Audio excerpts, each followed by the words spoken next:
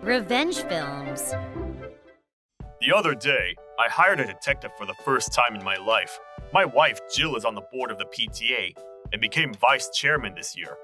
But there were days that she would come home late.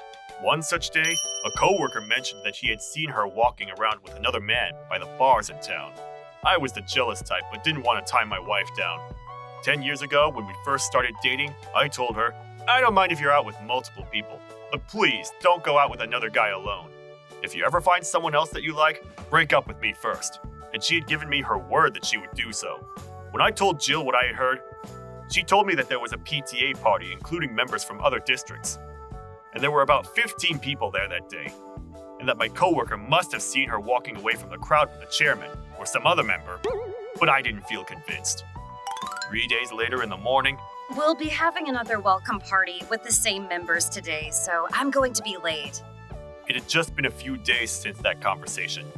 And I had a weird gut feeling all morning after that. So I decided to call a detective at lunch to help me clarify my doubts. We decided to investigate between 3 p.m. and when she returned home. I got a call from my detective around 9 p.m. Please, come to the Revenge Hotel immediately. Jill was lying on the ground in the front yard of the hotel with a jacket over her, and my detective was standing next to her. We had to get her out of there. So we decided to borrow a room for the night and carried her in together. When she woke up later, we asked her what happened, and apparently, when she showed up at the restaurant, the chairman of the PTA was the only one there. According to him, it was a last-minute party, and the others couldn't show up, so he wanted to discuss PTA matters one-on-one with her.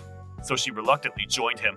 He pretty much forced her to follow him into a bar after that, and while he was in the restroom, she started struggling to stay awake. She was having a hard time even walking alone after that, so the chairman put his arms around her and helped her. When she finally sobered up a little, she told him that she wanted to go home, and that's when the chairman invited her to the hotel. I can't go with you. Don't worry, it's just a little break. The detective figured out early that it wasn't an affair, and thought that she would be in danger if she followed him in. So he jumped in. Hello, I'm Jack's cousin. What's going on here? I offered to send her home in a taxi, but she insisted that she wanted to rest, so I brought her here. Jill was shocked at his response. Here, then you can take care of her. The chairman left after saying that, and Jill passed out. I was furious when I heard the story, not only at the chairman, but also at my wife. I yelled at her when she woke up. I can't believe you were alone with him, and getting hammered with him. That's just unbelievable! I'm sorry for breaking our promise. Jill had remembered our agreement, but she claimed that the cocktail that she was handed was so good that she couldn't help herself, but she didn't expect to get drunk with so little. I checked the footage from my detective, and she was right. I knew how strong Jill was with alcohol, and it was quite weird how she got drunk with so little. So I apologized to her. I'm sorry too, I shouldn't have yelled at you like that. The next day was my day off, so I went back to see my detective and to check the recordings to see if she had been drugged. However, we couldn't find any definitive proof.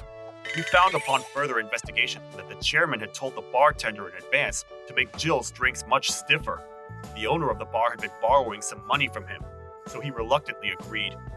Also, just as we suspected, there was never a welcome party scheduled for that day, which means that he had lied to my wife to get her to come out.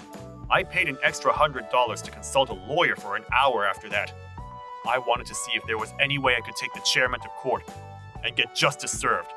But I was advised that even if I did take him to court and win, the settlement would be such a small amount that I would end up losing money after paying legal fees. And on top of that, I may put Jill in a position to be rumored about, so I thought twice. Instead, I made a plan to expose him. Here's my plan. At the next PTA meeting, show everyone these pictures from the video, along with the text message that the chairman sent you. And tell them how he tried to get you drunk and take you into that hotel, and that my cousin was there coincidentally and helped you. Tell them that you're quitting the PTA, but to prevent weird rumors, you want them to tell everyone the truth, and I'll go see his wife and explain everything to her as well. Jill went silent for a moment. What's wrong? Well, I should have been more careful too. His wife has been so good to me, and I don't want to make her go through all of that. Also, if the rumors get twisted at all, it might have a bad effect on our children at school. Jill seemed quite distressed. She was right, though. I just wanted to get the chairman back, but my plan potentially caused unnecessary damage to many people. Jill helped me realize that my plan was foolish, so I made another plan. Alright then, we won't tell the entire PTA, but we have to tell his wife and make him pay us compensation.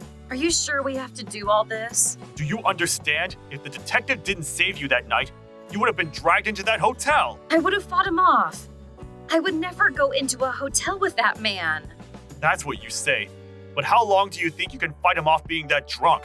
Do you remember that you were passed out when I got there? What if it was the chairman and not the detective that was there? If that would have happened, it would be us getting a divorce right now. I'm sorry. We may have been able to prevent it this time, but if we let this slide, someone else might fall prey to him. I know you don't want to, but we have to do something. All right, fine. So that night, I scheduled a meeting with me and the chairman and his wife. Your wife was drunk, so I was offering her a small break. Is that your excuse for trying to bring her into that hotel? You've got it wrong. She was the one who wanted to rest. Well, do you remember my cousin? That was actually a detective. Here's some proof. I showed them the footage. No! What do you mean, no? It's quite obvious that you were trying to drag my resisting wife into the hotel. It wasn't a lie. I needed to discuss some PTA matters with her. Oh yeah? What about this? I showed them testimony signed by multiple members of the PTA that there was never a welcome party planned that day. How is this not a lie? The chairman was lost for words, and his wife exploded again. You're a liar! I also showed them proof from the bar owner that he had him make strong drinks to get my wife drunk, and the pictures of him trying to force my drunk wife into that hotel. I've already discussed this with a lawyer, and I demand $100,000 in compensation.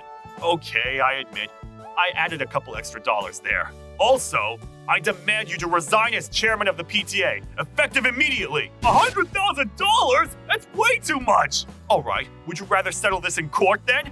All of your relatives, the rest of the PTA, and your co-workers will find out about this too if that happens. They've got nothing to do with this! Are you sure about that? They all have a right to know how you were abusing your power, and what kind of man that they're working with. Silence. My wife was very reluctant about this meeting in the first place, because she likes your wife, and said that she would feel bad if you guys got divorced because of this. His wife seemed emotional from the anger and Jill's words, but I'm not ready to let this slide. We can settle this out of court or in court, your choice. Can we have one night to think about it? The next day, the wife called Jill and offered an apology and $200,000, but asked Jill to keep what happened a secret. The money was transferred immediately, and the chairman resigned. We promised on record to keep this incident a secret, as long as the chairman stayed away from Jill.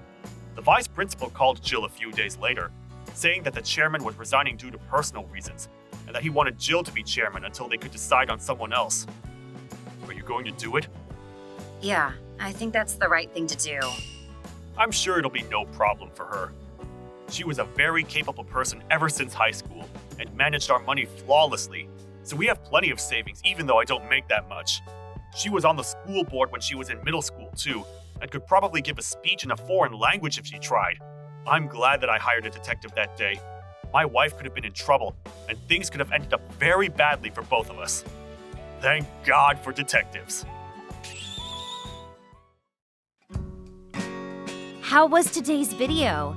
If you enjoyed it, please subscribe, like, and leave a comment. Stay tuned for more.